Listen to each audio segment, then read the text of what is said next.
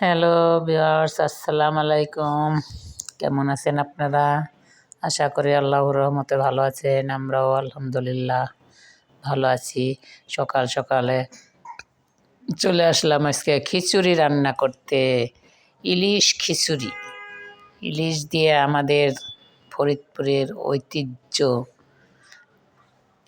ঐতিহ্যবাহী খিচুড়ি, একে বলে ভাতুরি।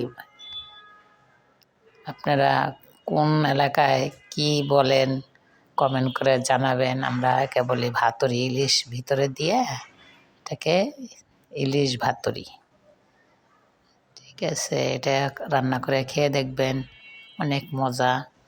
আমাদের ফরিদপুরের এলাকায় সবাই কম বেশি সবাই খায়। মাছটা একটু হলুদ মরিচ দিয়ে আলাদা কষায় নিলে কাঁচা মাছটা অনেক টেস্ট, ভাজা যাবে না মাছ। ঠিক আছে, এই যে হলুদ মরিচ লবণ দিয়ে একটু জাল দিয়ে মশলাটা ভিতরে ঢুকে যাবে, পরে খিচুড়ির ভিতরে ডাইলে দিতে হবে। এই যে দেখছেন খিচুড়ি কীভাবে আমরা রান্না করি। এক একজন এক একভাবে রান্না করেন, কিন্তু আমাদের মতন এইভাবে ইলিশ খিচুড়ি রান্না করে খেয়ে দেখেন কি মজা, কি টেস্ট।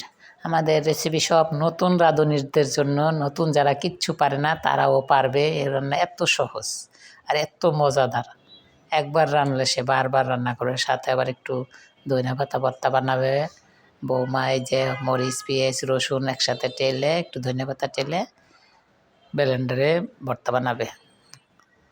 এই যে আপনারা শিলপাটায় বানাইতে পারেন, ব্লেন্ডারে বানাইতে পারেন, যে যেভাবে বানায় ভর্তাটা। এই যে দেখতে থাকুন, ধনিয়া পাতা ভর্তা দেখুন শীতকালে দিন সবারই পছন্দ, প্রিয়। সবাই খিচুড়ির সাথে, চিতই পিঠার সাথে, চাপড়ি পিঠার সাথে ধনিয়া পাতা ভর্তাটা অনেক মজা। এই যে খিচুড়ি হয়ে গেছে। এখানে আবার সালাদ কেটে রাখছে, আজকে শসা আনতে মনে নাই, তখন লেবু, টমেটো, কাঁচামরিচ, পেঁয়াজ, এই যে আর ডিম সিদ্ধ করে রাখছে আমার জন্য। আর এই যে এখন সবাই খাবে, সার্ভ করতেছে। ঐতিহ্যবাহী অনেক আগের কাঁচের প্লেট আমাদের ঘরে রয়েছে, এখন সেই কাঁচের প্লেটে আজকে খাওয়া দাওয়া করতেছি। প্লেট ঐতিহ্যবাহী, আরও 20-25 বছর আগের প্লেটগুলা। আপনারা এখন হয়তো নাই কারো ঘরে, আমার ঘরেও নাই, 3টা প্লেটে আছে ঐতিহ্যবাহী। এখন এই প্লেট 3টা।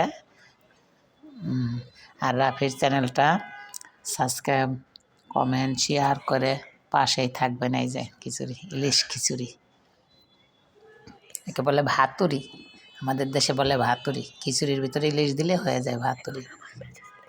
এখন মেজো ছেলে খেয়ে ভার্সিটিতে যাবে, আর ভার্সিটিতে ক্লাস করবে, আজকে একটু দেখা সাক্ষাৎ করতে যাবে। এই যে ভার্সিটিতে যাবে, সকাল সকালে ওকে খেতে দিছে। গরম তো, অনেক গরম, ধোঁয়া উঠতেছে। এই যে খাচ্ছে। আল্লাহ হাফেজ।